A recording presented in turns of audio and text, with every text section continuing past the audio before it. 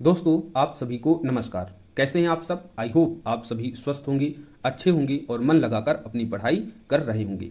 इवोकाइयस लगातार प्रीलिम्स और मेंस की क्लासेस आप लोगों को प्रोवाइड करा रहा है, जहां से आप बिना एक भी रुपए खर्च किए हुए गुणवत्तापूर्ण क्लासेस के साथ अपनी तैयारी कर सकते हैं। यहाँ से न केवल आपकी तैयारी कराई जाएगी, बल्कि आपके सिलेक्शन को भी सुनिश्चित करने का पूरा भरसक प्रयास किया जा रहा है। हमारी मेंस की कई क्लासेस जीएस पेपर 1 और 2 से संबंधित हमने एक सीरीज स्टार्ट की थी, तो वहां से आप स्टैटिक पोर्शन को अभी देख सकते हैं 14 से 15 जुलाई तक। उसके बाद आप पूरी तरीके से प्रीलिम्स पर फोकस हो जाइएगा। उसके साथ ही एसे की भी कुछ क्लासेस हमने प्रोवाइड करा दी है, तो आप एसे की भी प्रैक्टिस अभी कर सकते हैं प्रीलिम्स के साथ साथ। लेकिन 15 जुलाई के बाद आप पूरी तरीके से फोकस हो जाएंगे प्रीलिम्स के लिए। आपको क्लासेस अब लगातार दी जा रही हैं, वह प्रीलिम्स ओरिएंटेड ही हैं। आप देखना चाहते हैं तो प्लेलिस्ट बनी हुई है, आप मेंस की क्लासेस भी वहां से देख सकते हैं। तो प्रीलिम्स को टारगेट करते हुए आज हम बायोलॉजी पढ़ेंगे। बायोलॉजी की क्लास होगी आज हमारी यह दूसरी। आप बायोलॉजी की पहली क्लास को जरूर अटेंड कीजिएगा, क्योंकि पहली क्लास में ही हमने बायोलॉजी का लगभग आधा हिस्सा कवर कर दिया था, जिसमें ये सारी चीजें हमने कवर की थी। तो आप जाकर उसे जरूर देखिएगा। तो चलिए आज की क्लास को हम स्टार्ट करते हैं। ये क्लासेस अगर आप बीपीएससी के अलावा किसी दूसरे स्टेट पीसीएस की तैयारी करते हैं तो भी यह समान रूप से महत्वपूर्ण हो जाती हैं, और भी कोई एग्जाम देते हैं सभी के लिए समान रूप से महत्वपूर्ण है। बस हमारा टारगेट जो है वह बीपीएससी का है, क्योंकि फैक्ट होते हैं, तथ्य होते हैं, ये सभी जगह एग्जाम में पूछे जाते हैं। तो चलिए स्टार्ट करते हैं। जंतुओं में पोषण मुख्यतः हम देखते हैं, जो हम लोग पोषक लेते हैं उनमें 7 प्रमुख पोषण के स्रोत देखते हैं, जिनमें है कार्बोहाइड्रेट, दूसरा प्रोटीन, तीसरा वसा, चौथा न्यूक्लिक अम्ल, पांचवा विटामिन, छठा खनिज लवण और सातवां जल। इसमें जो याद करने की जरूरत है, जो ध्यान देने की जरूरत है, वह यह है कि विटामिन, खनिज लवण, जल शरीर की उपापचयी क्रियाओं का नियंत्रण व नियमन करते हैं। यानी जो ये मैंने 3 पोषक पदार्थ बताए हैं, खनिज लवण, विटामिन और जल, ये जो है मुख्य रूप से ऊर्जा प्रदान नहीं करते हैं, बल्कि यह शरीर की उपापचयी क्रियाओं का नियंत्रण व नियमन करते हैं। यानी आप जल पीते हैं तो जल आपके शरीर को एनर्जी नहीं देता है, लेकिन शरीर की जो उपापचयी क्रियाएं होती हैं उनका नियंत्रण करता है, उनका नियमन करता है। उसी तरीके से विटामिन भी अपना कार्य करती हैं। ये शरीर को रोगों से लड़ने के लिए जो है मदद करती हैं। विटामिन आपको एनर्जी नहीं देंगी, लेकिन शरीर में जो भी रोग उत्पन्न होते हैं उनसे लड़ेंगी, और साथ ही शरीर की उपापचयी क्रियाओं का नियंत्रण व नियमन करेंगी। सेम खनिज लवण का कार्य हो जाता है। खनिज लवण कौन से होते हैं? जैसे कैल्शियम, फास्फोरस, सल्फर, ये सारे क्या हैं? ये सारे प्रमुख खनिज लवण होते हैं जो शरीर को एनर्जी नहीं देते, लेकिन वह शरीर की उपापचयी क्रियाओं का नियंत्रण व नियमन करते हैं। तो आपसे पूछा जा सकता है कि जंतुओं में जो पोषक पदार्थ होते हैं मुख्यतः उनमें ऊर्जा के कौन से स्रोत होते हैं? तो ऊर्जा के जो स्रोत होते हैं, जो ये 3 छोड़कर जो ऊपर के 4 हम देख रहे हैं, ये ऊर्जा के प्रमुख स्रोत हैं, जिनमें अगर हम बढ़ता हुआ क्रम लगाएंगे तो सबसे ज्यादा जो मनुष्य ऊर्जा प्राप्त करता है वह कार्बोहाइड्रेट से प्राप्त करता है, उसके बाद वसा से, देन प्रोटीन और न्यूक्लिक अम्ल से। तो हमारे लिए जो ऊर्जा का प्रमुख स्रोत क्या है? वह कार्बोहाइड्रेट है, उसके बाद वसा, प्रोटीन और न्यूक्लिक अम्ल। बाकी विटामिन, खनिज लवण और जल ये ऊर्जा नहीं देते हैं, ये हमारे शरीर की उपापचयी क्रियाओं का नियंत्रण और नियमन करते हैं। आई होप आपने इतनी बात तो समझ ली होगी। अब आते हैं कार्बोहाइड्रेट पे। कार्बोहाइड्रेट क्या होता है, इसकी क्या विशेषताएं हैं और इसके क्या प्रमुख स्रोत हैं, जहां से लगातार क्वेश्चन आपके एग्जाम में पूछे जाते हैं। कार्बोहाइड्रेट का अगर हम सूत्र देखें तो इसका सूत्र होता है CH2O का होल थ्राइज N। यानी कार्बोहाइड्रेट में कौन कौन से पोषक तत्व होंगे? तो इसमें होगा कार्बन, हाइड्रोजन और ऑक्सीजन। इनका अनुपात क्या होगा? इनका अनुपात होगा 1:2:1। तो आपके एग्जाम में यह भी पूछा जा सकता है कि कार्बोहाइड्रेट में सर्वाधिक मात्रा होती है, कार्बन की होती है, हाइड्रोजन की होती है, ऑक्सीजन की होती है, तो आप बताएंगे इसमें सर्वाधिक मात्रा किसकी होगी? हाइड्रोजन की होगी। अनुपात हम देख रहे हैं, कितना अनुपात है? तो 1:2:1 का अनुपात है कार्बोहाइड्रेट में। कार्बोहाइड्रेट में कौन कौन से पोषक तत्व पाए जाते हैं? तो कार्बन, हाइड्रोजन और ऑक्सीजन। तो किसी भी तरीके से एग्जामिनर आपसे क्वेश्चन पूछे, आप उसका उत्तर देने के लिए तैयार रहें। कार्बनिक यौगिक होते हैं। कार्बोहाइड्रेट कैसे यौगिक होते हैं? कार्बनिक यौगिक होते हैं जो पचाने के पश्चात ग्लूकोज में परिवर्तित हो जाते हैं। तो कार्बनिक यौगिक होते हैं, इनका जब पाचन होता है हमारे शरीर में तो वह ग्लूकोज में परिवर्तित हो जाता है, और ग्लूकोज क्या होता है? यह एनर्जी का प्रमुख स्रोत है, तो ग्लूकोज में परिवर्तित हो जाता है। 1 ग्राम ग्लूकोज के पूर्ण ऑक्सीकरण से हमें 4.2 किलो कैलोरी ऊर्जा प्राप्त होती है। यानी 1 ग्राम ग्लूकोज का जब पूर्ण ऑक्सीकरण होगा हमारे शरीर में तो कितने कैलोरी ऊर्जा प्राप्त होगी, तो हमें 1 ग्राम ग्लूकोज के पूर्ण ऑक्सीकरण से 4.2 किलो कैलोरी ऊर्जा प्राप्त होती है। इस तथ्य को भी आप याद रखें। अब देखते हैं कार्बोहाइड्रेट के प्रमुख स्रोत कौन से हैं। कार्बोहाइड्रेट के प्रमुख स्रोतों में गेहूं, चावल, मक्का, जौ, बाजरा, चीनी, गुड़, आलू आदि ये सब कार्बोहाइड्रेट के स्रोत हैं। तो हम अपने रोजमर्रा के जीवन में किससे ऊर्जा प्राप्त करते हैं, क्योंकि हम लोग गेहूं, चावल, चीनी, गुड़, आलू यही सब खाते हैं। इसलिए हमारे लिए यानी मनुष्य के लिए जो ऊर्जा का प्रमुख स्रोत है वह क्या है, कार्बोहाइड्रेट है। अगर आपसे पूछा जाए कार्बोहाइड्रेट का मुख्य स्रोत क्या है तो वह क्या होगा, चावल होगा। सबसे ज्यादा जो मनुष्य कार्बोहाइड्रेट प्राप्त करता है खाने में, किससे प्राप्त करता है, चावल से प्राप्त करता है, उसके बाद गेहूं से। तो चावल जो है वह कार्बोहाइड्रेट का मुख्य स्रोत है। एक बार आपसे एग्जाम में पूछा भी गया था। आइए आपको हम क्वेश्चन की तरफ ले चलते हैं। क्वेश्चन था आपका कि निम्नलिखित में कौन सा मुख्यतः कार्बोहाइड्रेट था। ये बीपीएससी 2017 में क्वेश्चन पूछा गया था। गेहूं था, चावल ऑप्शन में था, जौ था, मक्का था और फिर 5वां ऑप्शन। तो इसका सही उत्तर क्या होना चाहिए था, चावल, क्योंकि चावल जो है वह कार्बोहाइड्रेट का मुख्य स्रोत है। हालांकि ये चारों ऑप्शन जो हैं ये कार्बोहाइड्रेट के स्रोत ही हैं। अगर आपसे केवल ये कहता कि निम्नलिखित में से कार्बोहाइड्रेट के स्रोत हैं तो आपका ऑप्शन हो जाता ई, क्योंकि इनमें से सभी जो हैं सभी पदार्थों में कार्बोहाइड्रेट पाया जाता है। लेकिन शब्द लग गया यहां पर मुख्यतः, यानी मुख्य रूप से बताना है किसमें कार्बोहाइड्रेट सर्वाधिक होता है। इसका सही जवाब बताना था आपको, चावल जो है मुख्यतः कार्बोहाइड्रेट का स्रोत होता है। कार्बोहाइड्रेट मुख्यतः 3 प्रकार के होते हैं। कितने प्रकार के होते हैं कार्बोहाइड्रेट, तो 3 प्रकार के कार्बोहाइड्रेट होते हैं, मोनोसैकेराइड, डाइसैकेराइड और पॉलीसैकेराइड। तो ये 3 प्रकार हैं कार्बोहाइड्रेट के। मोनोसैकेराइड क्या होते हैं, ये सबसे सरल कार्बोहाइड्रेट होते हैं। सबसे सरल कार्बोहाइड्रेट कौन से होते हैं, मोनोसैकेराइड्स, और इनके उदाहरण हैं glucose, fructose, galactose, glyceraldehyde, erythrose आदि मोनोसैकेराइड के उदाहरण हैं। आपसे डायरेक्ट एग्जाम में पूछा जा सकता है कि फ्रुक्टोज इनमें से है, मोनोसैकेराइड, डाइसैकेराइड, पॉलीसैकेराइड, उपयुक्त में से कोई नहीं या एक से अधिक। तो आपका जवाब क्या होगा कि फ्रैक्टोज पूछे, ग्लूकोज पूछे, ग्लैक्टोज पूछे, ग्लिसरॉल्डिहाइड पूछे, ये सभी मोनोसैकेराइड्स हैं और मोनोसैकेराइड सबसे सरल कार्बोहाइड्रेट होते हैं। नेक्स्ट है डाइसैकेराइड। डाइसैकेराइड क्या होता है, तो मोनोसैकेराइड के 2 अणुओं से मिलकर यह बना होता है। तो इसमें डाई शब्द ही लग गया है, डाई मतलब 2 सैकेराइड। तो 2 मोनोसैकेराइड से बना होता है डाइसैकेराइड कार्बोहाइड्रेट, और इसका उदाहरण है सुक्रोज, माल्टोज, लैक्टोज। तो आपसे इनमें से कोई भी उदाहरण पूछ के ये पूछ ले कि इनमें से कौन सा सैकेराइड है, तो आप बताएंगे सुक्रोज, माल्टोज और लैक्टोज कैसे कार्बोहाइड्रेट है, तो ये डाइसैकेराइड्स कार्बोहाइड्रेट हैं। और डाइसैकेराइड कार्बोहाइड्रेट मोनोसैकेराइड के 2 अणुओं से मिलकर बने होते हैं। अब आते हैं पॉलीसैकेराइड, इसका तीसरा प्रकार। पॉलीसैकेराइड जो है वह अनेक मोनोसैकेराइड अणुओं से मिलकर बना होता है। तो मोनोसैकेराइड सबसे सरल कार्बोहाइड्रेट, फिर डाइसैकेराइड जो होता है वह 2 मोनोसैकेराइड अणुओं से मिलकर बना होता है, फिर पॉलीसैकेराइड जो है वह अनेक मोनोसैकेराइड्स अणुओं से मिलकर बना होता है। पॉलीसैकेराइड क्या होते हैं, ये जल में अघुलनशील होते हैं, यानी ये जल में घुलते नहीं हैं। मुख्यतः पौधों में पाया जाता है। आवश्यकता पड़ने पर जल अपघटन द्वारा ग्लूकोज में विघटित हो जाता है। तो पॉलीसैकेराइड क्या होते हैं, ये जल में नहीं घुलते हैं। मुख्यतः जो है यह पौधों में पाया जाता है। आवश्यकता पड़ने पर जल अपघटन द्वारा ग्लूकोज में विघटित हो जाता है। ऊर्जा उत्पादन हेतु संचित ईंधन का कार्य करता है।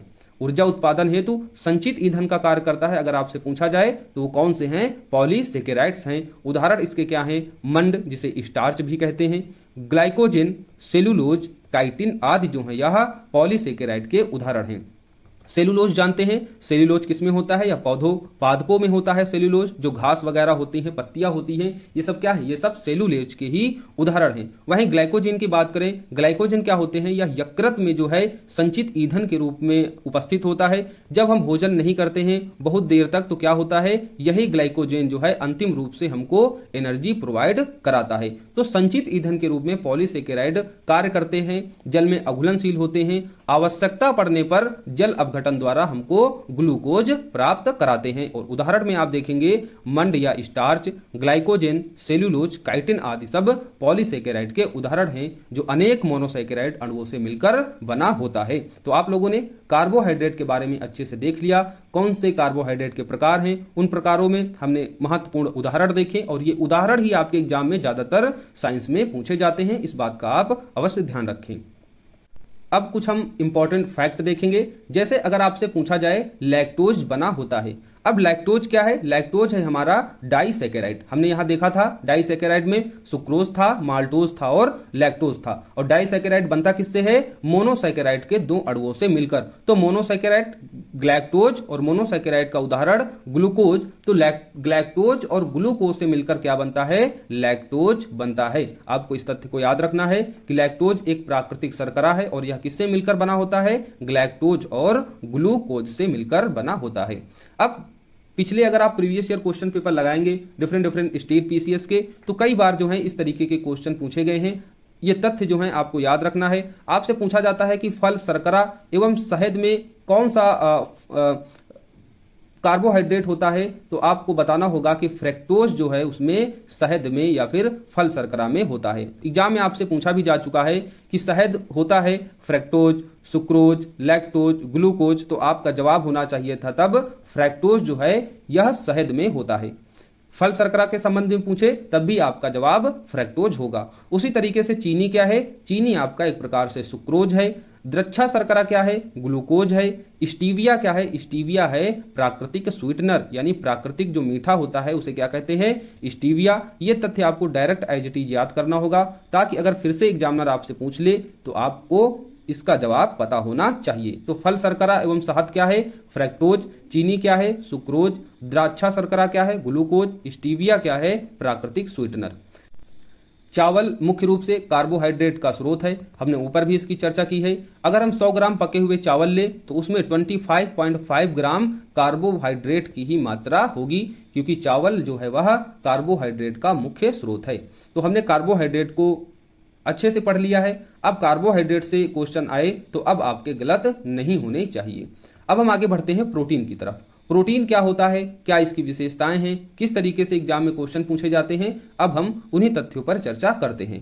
प्रोटीन जो है यह नाइट्रोजन युक्त पदार्थ होता है। कैसा पदार्थ है प्रोटीन? तो प्रोटीन जटिल नाइट्रोजन युक्त पदार्थ है। इसका निर्माण होता है लगभग 20 अमीनो एसिड के विभिन्न संयोग से, यानी इसका निर्माण हो रहा है 20 अमीनो एसिड के भिन्न भिन्न संयोग से प्रोटीन का निर्माण होता है। और प्रोटीन एक जटिल नाइट्रोजन युक्त पदार्थ है। मानव शरीर का लगभग 15% भाग प्रोटीन का बना होता है।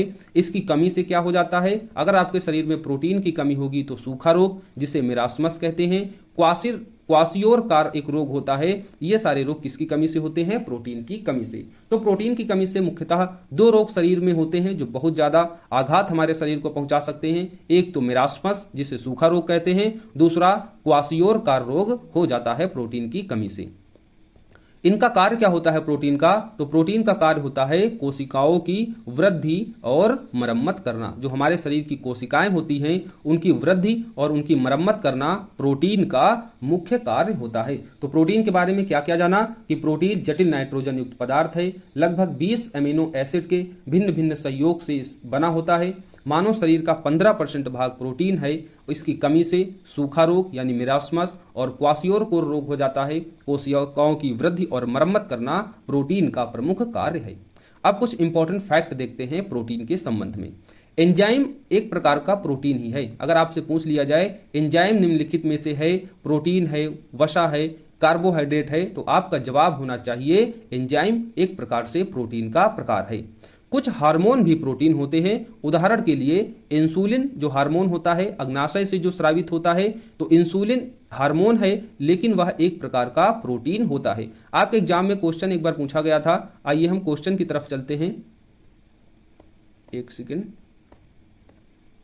हाँ, आप देख सकते हैं क्वेश्चन पूछा गया था बीपीएससी 2016 का है कि इनमें से इंसुलिन है, वसा है, विटामिन है, कार्बोहाइड्रेट है, प्रोटीन है। तो आपका जवाब क्या होना चाहिए था कि इंसुलिन एक प्रकार का क्या है? इंसुलिन एक प्रकार का प्रोटीन है, क्योंकि कुछ हार्मोन जो हैं प्रोटीन होते हैं। वहीं एंजाइमों की बात करें तो एंजाइम भी प्रोटीन का ही एक प्रकार है। इंसुलिन अग्नाशय से अंतःस्रावी होता है जो ग्लूकोज समस्थापन के नियमन में मुख्य भूमिका निभाता है। ग्लूकोज क्या होता है? ग्लूकोज होता है कार्बोहाइड्रेट। तो इंसुलिन जो है यह कार्बोहाइड्रेट के उपापचय को भी नियमित करता है। इस तरीके का भी एक बार क्वेश्चन आपके एग्जाम में पूछा गया था। अगर मैं आपको क्वेश्चन दिखाऊं तो आप देख सकते हैं कि मानव तंत्र में इंसुलिन किसका चयापचय यानी मेटाबॉलिज्म नियंत्रित करता है? वसा का, प्रोटीन का, न्यूक्लिक एसिड का, कार्बोहाइड्रेट का। तो आपका जवाब क्या होना चाहिए? कार्बोहाइड्रेट, क्योंकि कार्बोहाइड्रेट ही क्या है? ग्लूकोज का स्रोत होता है।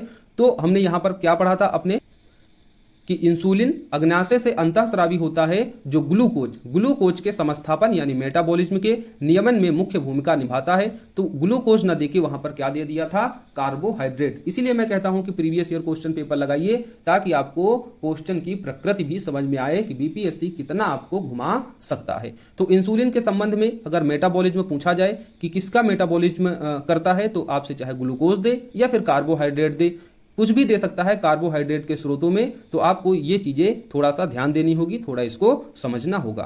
तो हमने एंजाइम देखा कि यह भी एक प्रोटीन का प्रकार है।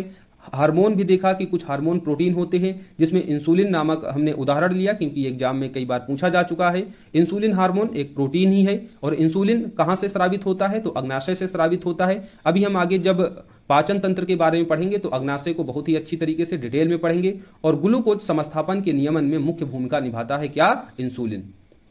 प्रोटीन संश्लेषण का अगर हम सही क्रम देखें तो कैसा क्रम है इसका? तो डीएनए, उसके बाद आरएनए से आगे बढ़े तो एमिनो एसिड, उसके बाद प्रोटीन का निर्माण होता है, प्रोटीन का संश्लेषण होता है। तो प्रोटीन का संश्लेषण का सही क्रम क्या है? डीएनए, उसके बाद आरएनए में इसका संश्लेषण होता है। आरएनए में संश्लेषण होने के बाद एमिनो एसिड बनता है और 20 अमीनो एसिड के सहयोग से क्या बनता है? प्रोटीन का निर्माण होता है। और प्रोटीन एक जटिल नाइट्रोजन युक्त यौगिक है। फलियां आप जानते हैं ना, जो फली होती है, मटर हो चाहे चना हो, मूंग, उड़द, मूंगफली, सोयाबीन, इनकी जो फलियां होती हैं यह अत्यधिक स्वादिष्ट लगती हैं क्योंकि इनमें क्या होता है? प्रोटीन पाया जाता है। तो आपसे एग्जाम में अगर पूछ लिया जाए कि फलियां अत्यधिक स्वादिष्ट होती हैं क्योंकि इनमें होता है प्रोटीन, होता है कार्बोहाइड्रेट, होता है, कुछ भी ऑप्शन दे दे तो आपका जवाब होना चाहिए फलिया का मतलब आप जान ही रहोगे, जो फलीदार जो पौधे होते हैं, मटर, चने, उड़द, मूंग के सब होते हैं। हम लोग खाते भी हैं जब ये उगते हैं, हरे हरे मटर, चने। तो ये हमें स्वादिष्ट लगते हैं क्योंकि इनमें क्या होता है? प्रोटीन पाया जाता है। फलीदार पौधों के बारे में अगर एडिशनल आपको जानकारी दूं, हालांकि हमने अपने पहले वीडियो में ये तथ्य डिस्कस किया था जब हम जीवाणुओं के बारे में पढ़ा रहे थे। तो फलीदार पौधे लेग्यूमिनेसी कुल के अंतर्गत आते हैं, यानी जो दलहनी फसलें होती हैं वो भी लेग्यूमिनेसी कुल के अंतर्गत आती हैं। और दलहनी फसलें मुख्यतः कैसी फसलें होती हैं? तो वह फलीदार फसलें होती हैं। तो फलीदार जो फसलें हैं, फलीदार जो पौधे हैं, वह लेग्यूमिनेसी कुल के अंतर्गत आते हैं। इनकी जड़ों में नाइट्रोजन स्थिरीकरण करने वाला राइजोबियम पाया जाता है। कई बार आपसे पूछा जा चुका है कि नाइट्रोजन स्थिरीकरण में भाग लेते हैं कौन सी फसलें? तो आप बताएंगे दलहनी फसलें यानी फलीदार फसलें। और जीवाणु कौन सा है? तो यह राइजोबियम नामक जीवाणु है जो नाइट्रोजन को नाइट्रेट में परिवर्तित करता है। तो इस तरीके से हमने प्रोटीन के बारे में भी अच्छे से पढ़ लिया है। फलीदार पौधे के बारे में इसलिए डिटेल में बताया कि इस तरीके का एक बार क्वेश्चन आपके एग्जाम में पूछा जा चुका है। हम हमेशा कहते हैं कि प्रीवियस ईयर क्वेश्चन पेपर को अपनी तैयारी का आधार बनाइए। सिलेबस और previous year question paper most important होते हैं आपकी तैयारी में। क्वेश्चन था कि फलियां अत्यधिक पौष्टिक होती हैं क्योंकि उनमें प्रचुर मात्रा में होता है चर्बी यानी वसा होता है, प्रोटीन होती है, तेल होता है, स्टार्च होता है। तो आपका जवाब होना चाहिए था फलियां स्वादिष्ट होती हैं क्योंकि उनमें प्रचुर मात्रा में प्रोटीन पाया जाता है। अब हम आगे बढ़ते हैं वसा की तरफ। हमने कार्बोहाइड्रेट पढ़ लिया, प्रोटीन पढ़ लिया, अब हम पढ़ेंगे वसा यानी फैट्स। वसा के अणु ग्लिसरॉल एवं वसा अम्लों के संयोग से बनते हैं। तो वसा का निर्माण कैसे होता है? ग्लिसरॉल और वसा अम्लों के संयोग से बनते हैं ये फैट्स यानी वसा। कार्बोहाइड्रेट की तरह वसा में भी कार्बन, हाइड्रोजन, ऑक्सीजन उपस्थित होता है। कार्बोहाइड्रेट की तुलना में ऑक्सीजन की मात्रा यहां पर कम होती है। तो कार्बोहाइड्रेट हमने देखा था वहां CHO, आपको याद आ रहा होगा, अभी हमने जस्ट पढ़ा कार्बोहाइड्रेट में अनुपात क्या होता था? 1:1 का। तो कार्बोहाइड्रेट की तरह वसा में भी कार्बन, हाइड्रोजन, ऑक्सीजन होता है। लेकिन एक तथ्य आपको याद रखना है कि कार्बोहाइड्रेट की तुलना में वसा में ऑक्सीजन की मात्रा कम होती है। इस तथ्य को आप थोड़ा सा ध्यान दीजिए, एग्जाम में आपसे पूछा जा सकता है। जल में पूर्णतः अघुलनशील होते हैं वसा। वसा क्या होते हैं? जो आपके तेल वगैरह होते हैं, मक्खन जो होते हैं, चाहे आप वनस्पति वसा ले ले या फिर जंतुओं से उत्पन्न होने वाली वसाएं ले ले, तो वसा क्या होती हैं? वो जल में अघुलनशील होती हैं। अगर आप पानी में तेल को डाल दें, सरसों का तेल डाल दें, तो क्या सरसों का तेल हम देखते हैं कि पानी के क्या होता है, ऊपर तैरता रहता है, वह जल में घुलता नहीं है। तो जो वसाएं होती हैं वह जल में अघुलनशील होती हैं, जल में घुलती नहीं है। कार्बनिक घोलों में यह घुलनशील होती है, जल में अघुलनशील होती है, और कार्बनिक घोलों में क्या होता है? वसा घुलनशील होता है। क्षार द्वारा पैसीकरण हो सकता है, तो इस तथ्य को भी याद रखें कि वसा का क्षार द्वारा इमल्सिफिकेशन यानी पैसीकरण हो सकता है। 1 ग्राम वसा के पूर्ण ऑक्सीकरण से 9.3 किलो कैलोरी ऊर्जा प्राप्त होती है। तो हमने कार्बोहाइड्रेट के बारे में क्या पढ़ा था कि 1 ग्राम कार्बोहाइड्रेट के पूर्ण ऑक्सीकरण से 4.2 किलो कैलोरी ऊर्जा प्राप्त हो रही थी। अगर हम तुलनात्मक रूप से अध्ययन करें तो हम यह पाएंगे कि प्रति ग्राम वसा में प्रति कार्बोहाइड्रेट की तुलना में अधिक एनर्जी होती है। तभी अगर आपकी चर्बी, आपको मोटापा हो रहा होगा, तो डॉक्टर सबसे पहले मना करता है कि तेल वाली चीजें कम खाओ, क्योंकि तेल वाली चीजों में क्या होता है, एनर्जी अधिक होती है और आपका मोटापा और तेजी से बढ़ सकता है। सामान्यतः 20 डिग्री सेल्सियस ताप पर ठोस अवस्था में होते हैं यह, किंतु यदि इस ताप पर भी द्रव अवस्था में होते हैं तो उन्हें क्या कहते हैं? तेल कहते हैं।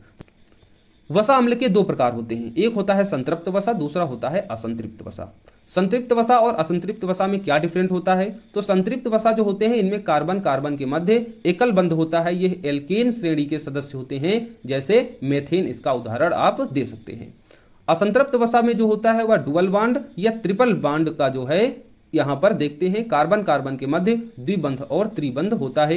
एल्कीन और एल्काइन के ये प्रथम सदस्य होते हैं। उदाहरण के रूप में एथीन या एथाइन को देख सकते हैं। जब सिंगल बॉन्ड होता है तो एल्केन श्रेणी हो जाती है, जब डबल बॉन्ड होता है कार्बन के मध्य एल्कीन, जब ट्रिपल बॉन्ड होता है तो एल्काइन। तो इस तरीके से संतृप्त वसा जो है कह सकते हैं इसके प्रथम सदस्य के रूप में एल्केन श्रेणी के सभी आ जाते हैं, जिसमें हम मेथेन को उदाहरण दे सकते हैं। और असंतृप्त वसा में एल्कीन और एल्काइन श्रेणी के सदस्य होते हैं, उदाहरण के लिए एथीन व एथाइन।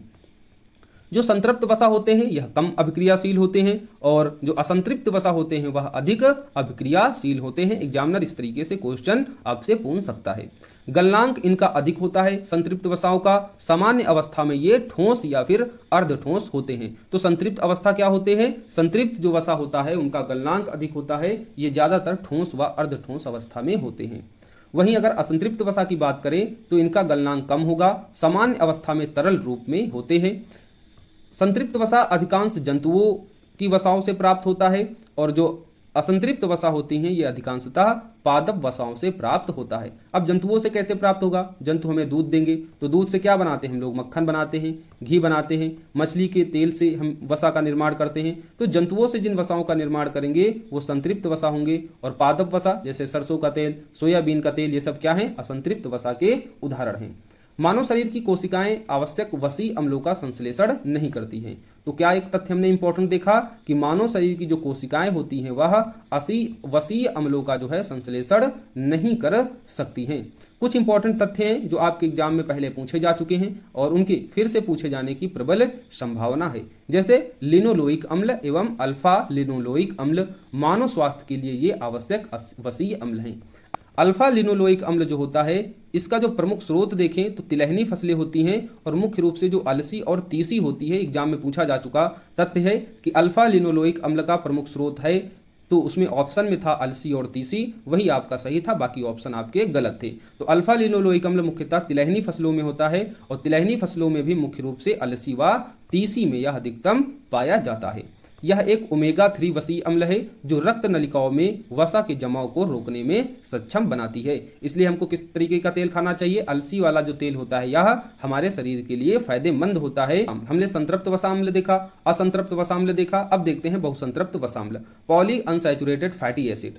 अपघटन की तीव्रता इनमें अधिक होती है, जिसके कारण संवहन क्रियाओं में ऑक्सीजन के अधिक अणु ग्रहण कर लिए जाते हैं। परिणामतः मनुष्यों में संवहन क्रिया बढ़ जाती है। तो जो बहुसंतृप्त वसाम्ल होते हैं ये एक अच्छे कह सकते हैं अच्छे पोषक तत्व हैं, अच्छे वसाम्ल है। क्योंकि ये अपघटन की जो इनकी तीव्रता होती है अधिक होती है।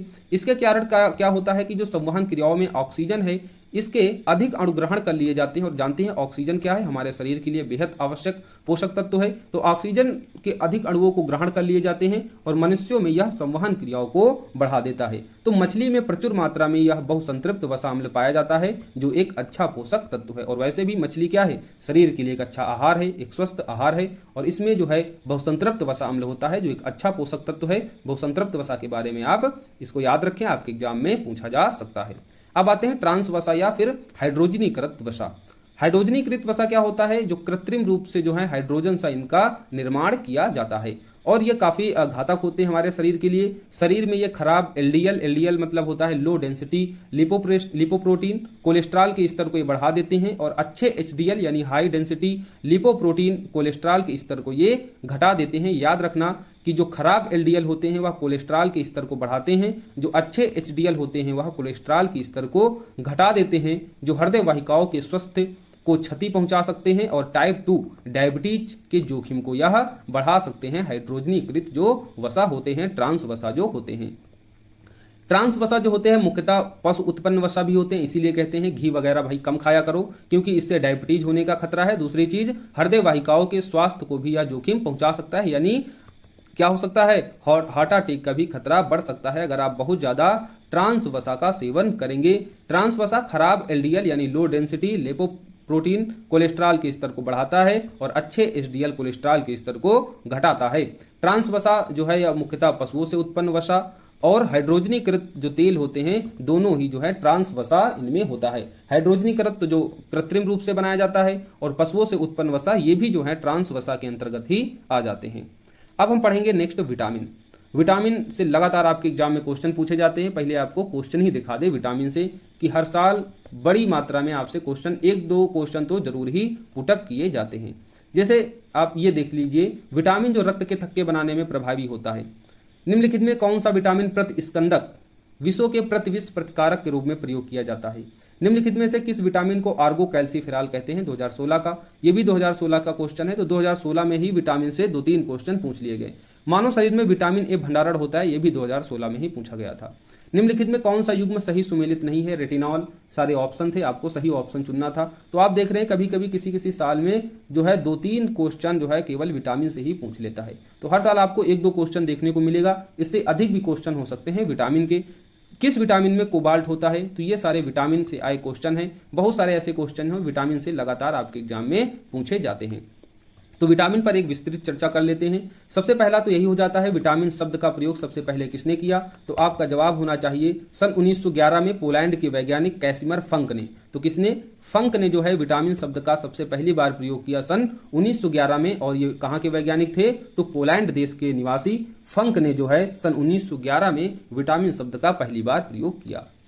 विटामिन को हम 2 श्रेणियों में बांटकर पढ़ते हैं। उसमें पहली श्रेणी हो जाती है जल में घुलनशील विटामिन, यानी ऐसे विटामिन जो जल में घुल जाते हैं। दूसरे ऐसे विटामिन जो वसा में घुलते हैं, यानी वसा में घुलने वाले विटामिन।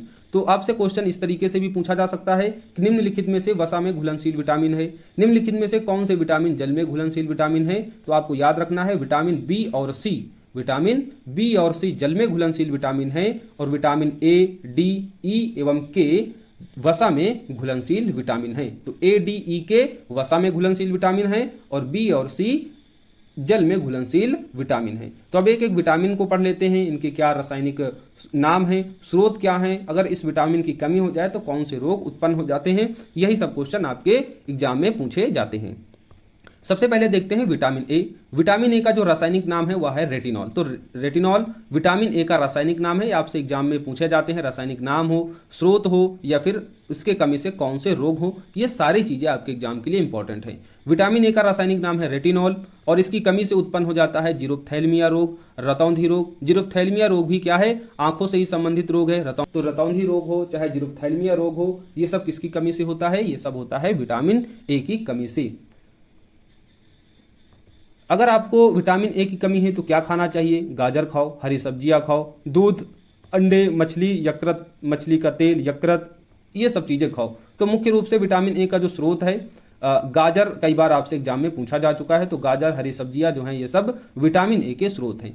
आपसे एग्जाम में पूछा जा सकता है कि मानव शरीर की यकृत में कौन सी विटामिन संचित होती है? तो आप बताएंगे विटामिन ए जो है अधिक मात्रा में यहाँ संचित होती है। तो मानव शरीर के यकृत में विटामिन ए की काफी मात्रा संचित होती है। इस तथ्य को याद रखें, आपके एग्जाम में पूछा जा चुका है। तो विटामिन ए, रेटिनॉल कमी से रोग होता है, जीरोफ्थाल्मिया रतौंधी। अगर ये आपके शरीर में विटामिन ए की कमी है तो गाजर खाओ, हरी सब्जियां खाओ और मस्त रहो। देन आते हैं विटामिन बी1। विटामिन बी के कई कॉम्प्लेक्स हैं, जिसमें vitamin B1, बी2, B3, B5, B6, बी7, बी9, B12. तो ये सब विटामिन बी के कॉम्प्लेक्स हैं अलग अलग, जिसमें देखते हैं विटामिन बी1। विटामिन बी1 का रासायनिक नाम है थाइमीन और इसकी कमी से रोग हो जाता है बेरी। पॉलिश किए हुए चावल जो होते हैं इनमें जो है विटामिन बी1 होता है चावलों में, लेकिन जैसे ही उनकी पॉलिश कर देते हैं तो विटामिन बी वहां का खत्म हो जाता है।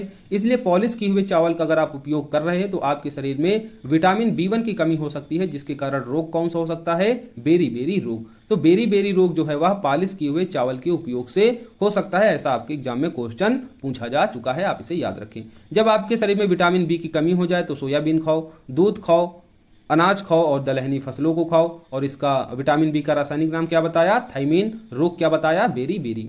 उसी तरीके से विटामिन बी2 का नाम है राइबोफ्लेविन। विटामिन बी का क्या नाम है? राइबोफ्लेविन। और इसकी कमी से रोग होता है किलोसिस। आप इसे जरूर याद रखें, किलोसिस रोग किससे होता है? विटामिन बी2 यानी राइबोफ्लेविन की कमी से।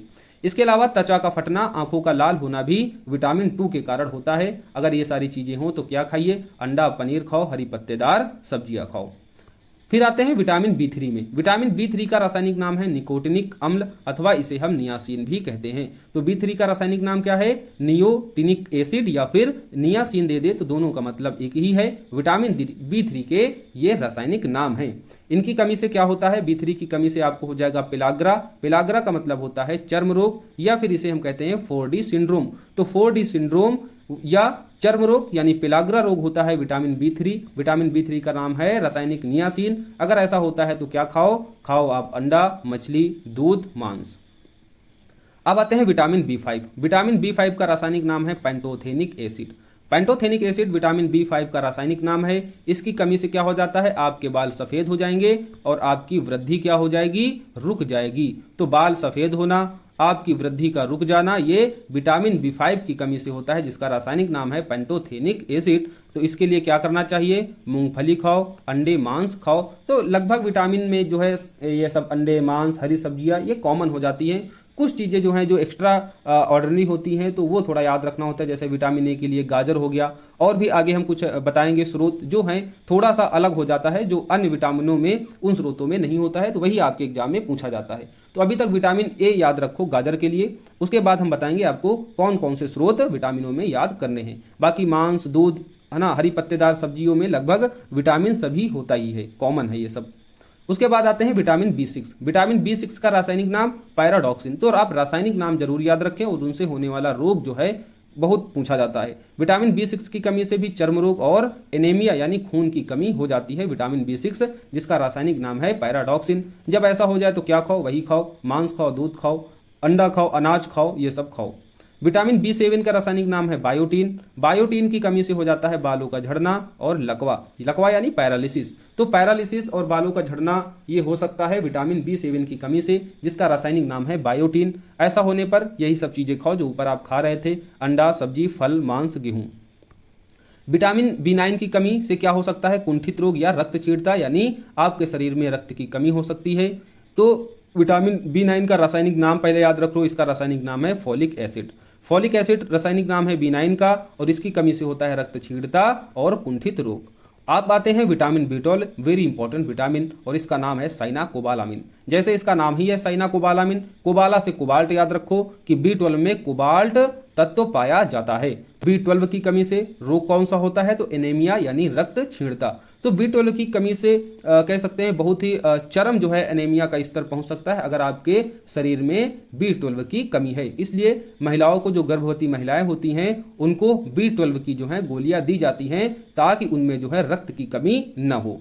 तो साइनाकोबालामिन याद रखिए रासायनिक नाम बी12 का है और इसकी कमी से रक्त क्षीणता यानी एनीमिया रोग होने की बहुत अधिक संभावना होती है।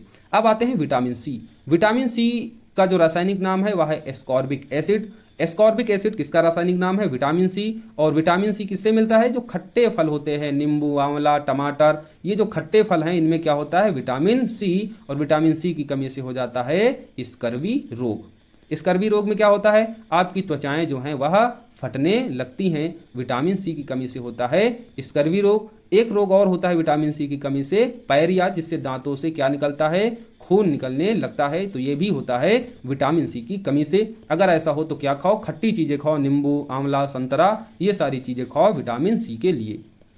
रासायनिक नाम विटामिन सी का एस्कॉर्बिक एसिड। अब आते हैं विटामिन डी में। विटामिन डी बहुत ही जरूरी है, इसका रासायनिक नाम होता है कैल्सीफेरॉल। क्या नाम होता है रासायनिक नाम, तो कैल्सीफेरॉल होता है। और इसकी कमी से क्या हो जाता है, ऑस्टियोमैलेशिया, यानी विटामिन डी की कमी से रोग होता है बेसिकली हड्डियों वाले रोग, सूखा रोग यानी जिसे रिकेट्स कहते हैं। तो ये सब जो रोग हड्डियों वाले रोग होते हैं, रिकेट्स होता है जिसे सूखा रोग कहते हैं, ये सब होता है विटामिन डी की कमी से, और इसका रासायनिक नाम है कैल्सीफेरॉल। ऐसा हो जाए तो क्या करो, सूर्य के प्रकाश में पहली चीज तो बैठो, क्योंकि सूर्य के प्रकाश जो है विटामिन डी का प्राकृतिक स्रोत है। इसके बाद खाओ बढ़िया मछली का तेल, मक्खन खाओ, अंडा खाओ, विटामिन डी की कमी हो जाए तो। अब आते हैं विटामिन ई, बहुत ही इंपॉर्टेंट है, इसका रासायनिक नाम है टोकोफेराल।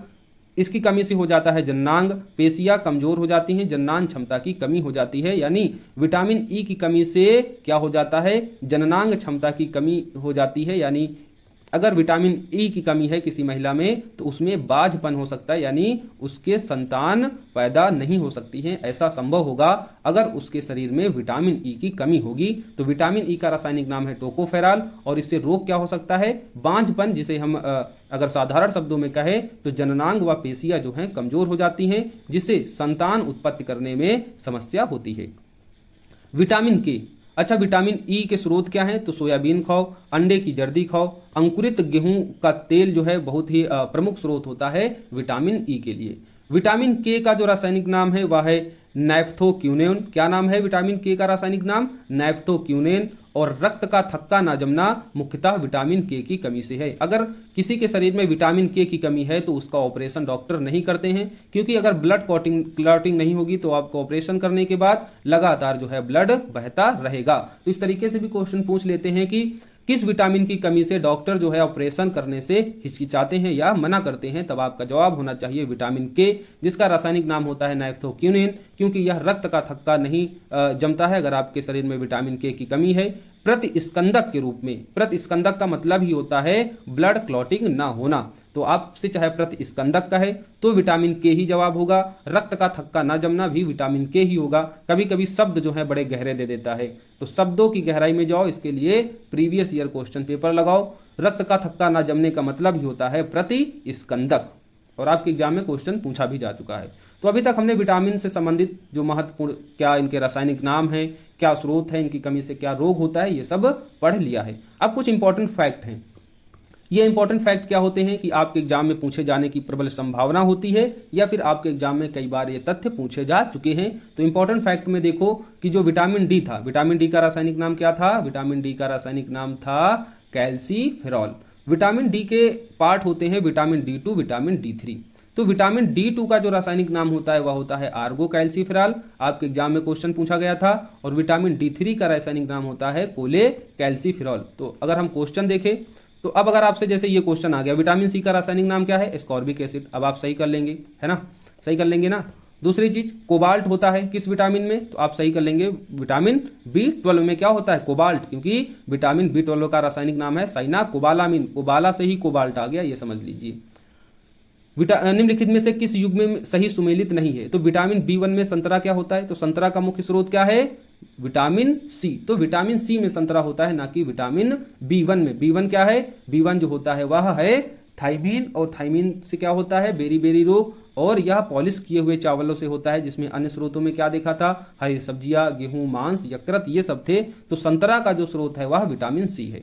बाकी विटामिन डी जो है कॉड, यकृत के तेल में पाया जाता है, सही है। विटामिन ई का मुख्य स्रोत है गेहूं, अंकुर का तेल, सही है। विटामिन के का स्रोत है अल्फा अल्फा, ये भी सही है। तो इसका जो पहला ऑप्शन है वो सुमेलित नहीं है, क्योंकि विटामिन सी में प्रचुर मात्रा में संतरा में होता है। कौन सा युग्म सही सुमेलित नहीं है, रेटिनॉल की कमी से जीरोप्थैलेमिया हमने पढ़ा, सही है। टोकोफेराल, टोकोफेराल जो है यह विटामिन ई का रासायनिक नाम है और विटामिन ई की कमी से क्या होता है, बाझपन या कह सकते हैं जननांग और पेशीय क्षमताओं में जो है कमी आ जाती है।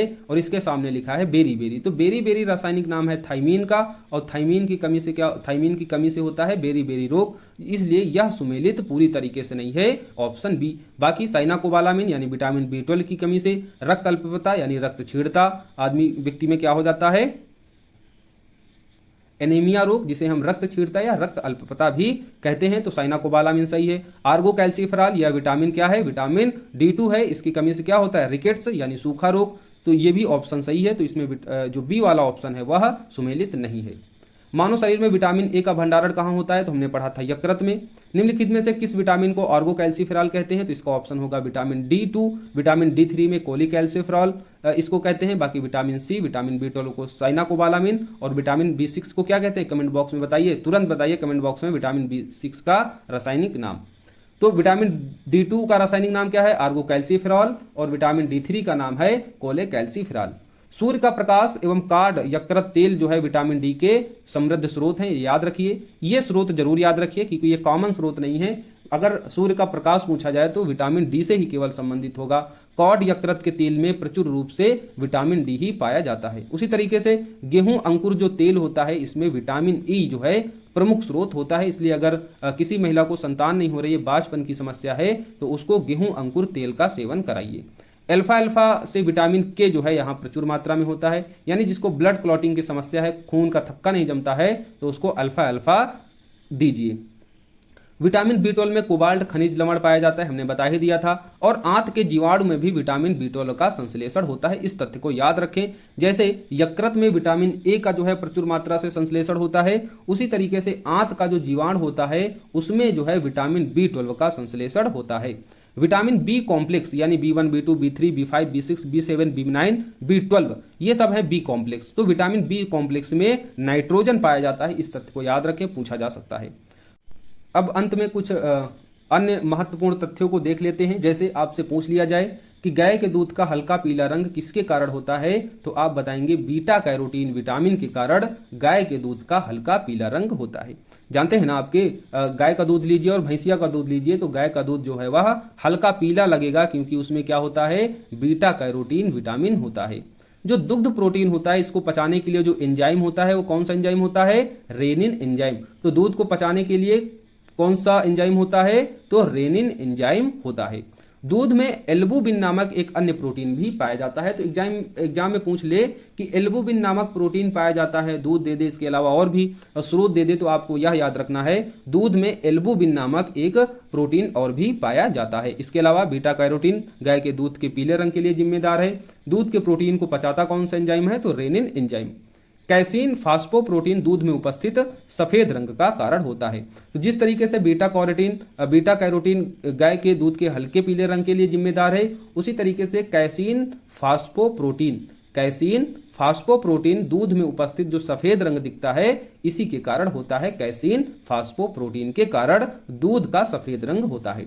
अल्फा किरेटिन, देखो अब किरेटिन और किराटिन में अंतर समझिएगा। कैरोटीन अलग होता है, कैरोटीन विटामिन है जो गाय के दूध के हल्के पीले रंग के लिए जिम्मेदार है, लेकिन जो अल्फा किरेटिन है यह एक प्रोटीन है जो सींग, बाल, नाखून, त्वचा आदि में उपस्थित होता है।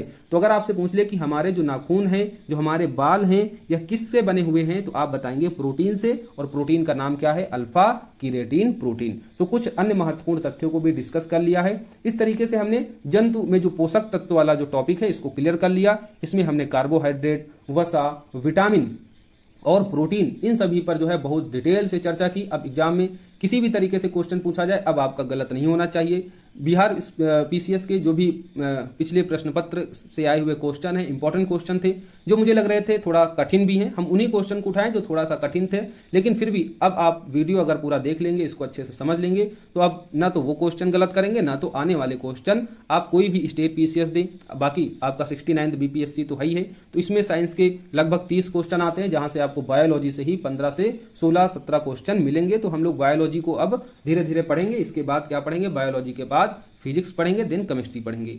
इंडियन ज्योग्राफी और हिस्ट्री हमने कंप्लीट ही कर दी है। तो आप लोग लगातार वीडियो को देखते रहें, समझते रहें, पीडीएफ जो आपको मिलती है उससे रिवीजन करते रहें। आपका यकीनन आपका बीपीएससी इस बार क्लियर होगा। बस अपने आप पर विश्वास रखें और पूरी मेहनत के साथ पढ़ें। तो मिलते हैं हम लोग नेक्स्ट वीडियो क्लासेस के साथ में। जब तक के लिए पढ़ते रहें, मुस्कुराते रहें। धन्यवाद, जय हिंद। जो भी क्वेरीज हो कमेंट बॉक्स में बताइए और वीडियो को लाइक कीजिए, शेयर करना अन्य बच्चों में, जो और भी बच्चे तैयारी कर रहे हैं आपके साथ। बाकी चैनल पर नए हो तो सब्सक्राइब कर लेना। इससे पहले वाला वीडियो जो है जीव विज्ञान का, बायोलॉजी का, वो जरूर देखिए, क्योंकि लगभग बायोलॉजी आधी आपकी उसी वीडियो में कवर हो गई है। अब जो है इंपॉर्टेंट टॉपिक जो हैं वो थोड़े थोड़े सेगमेंट में बनाएंगे ताकि आपको समझ में आए, क्योंकि अब यहां से जो है क्वेश्चन आपसे ज्यादा एराइज किए जाते हैं जंतु जगत के संदर्भ में। तो जंतुओं में पोषण पढ़ लिया, अब नेक्स्ट हम पढ़ेंगे जो डिफरेंट जो तंत्र होते हैं, जैसे पाचन तंत्र, कंकाल तंत्र, रुधिर तंत्र। अब उस तरीके से एक एक टॉपिक को उठाते जाएंगे और हम लोग आगे पढ़ते जाएंगे। तो जो भी आपकी क्वेरीज हो वो कमेंट बॉक्स में बताएं। कुछ समझ में नहीं आ रहा हो, क्लास में कुछ सुधार करने की जरूरत है, आप वो भी बता सकते हैं। पूरा प्रयास किया जाएगा, आपके लिए सारी चीजें हो रही हैं। तो मिलते हैं नेक्स्ट वीडियो क्लासेस में। जब तक आप मुस्कुराते रहें, पढ़ते रहें।